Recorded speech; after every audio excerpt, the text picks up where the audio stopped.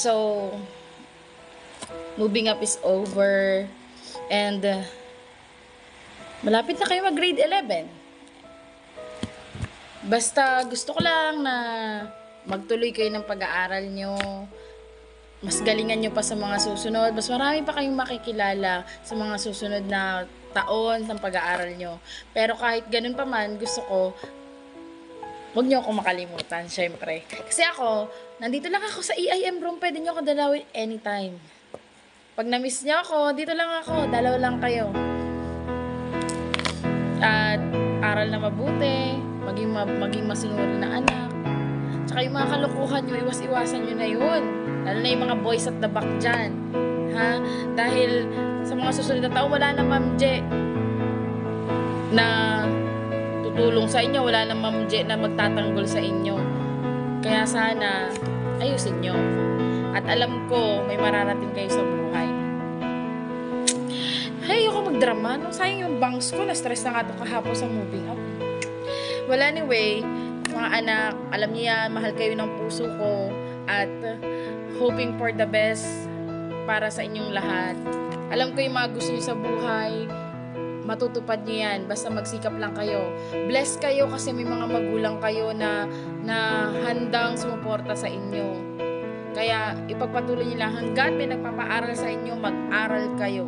Huwag niyo sayangin ang pagkakataon. Maraming mga bata ang gustong makapagtapos sa pag-aaral pero wala silang kakayahan yung pamilya nila. Hindi kasalanan ng magulang nila kasi gusto sila pag-aralin kaso hindi kaya ng estado nila sa buhay.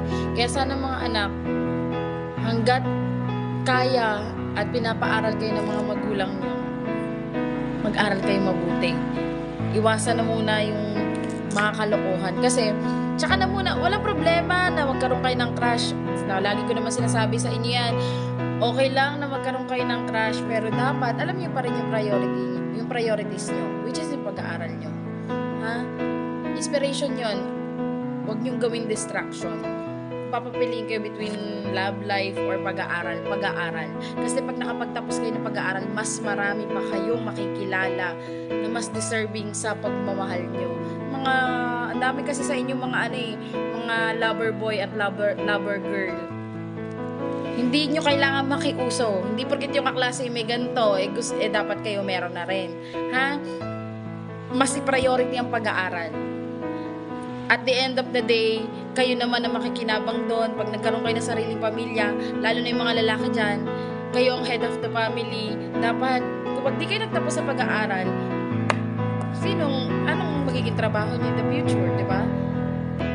Especially sa mga strong independent women dyan na talagang career woman ang gusto. Pagpatuloy niyo yan, walang masama dyan mga anak. Support kayo ni Ma'am J. So, that's all. Mag-iingat kayo palagi. Mahal ko kayo. Geraldine J. Kinol, Gurong Tagapayo, 10 Jade, Batch 2023-2024. Bye mga anak!